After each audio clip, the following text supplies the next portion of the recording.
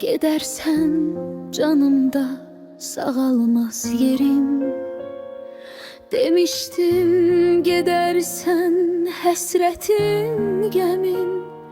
Oturar canımda söker bir yerin.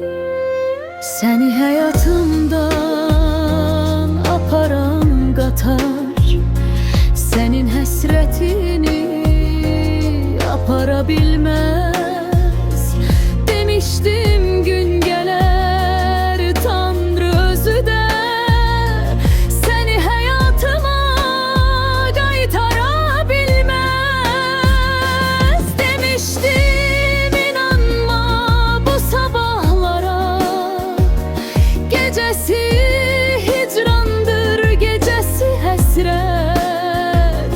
Yağışlar görmüşəm bulutdan qopup, ama heç ağaca olmayıb qismət.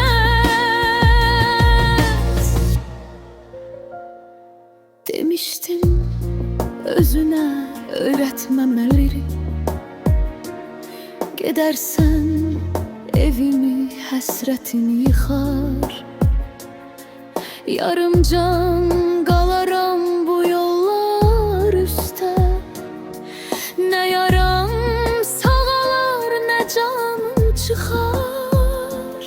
Demiştim xoşbəxtlik bir quş kimidir, uçar uzaqlaşar, gözümdən itər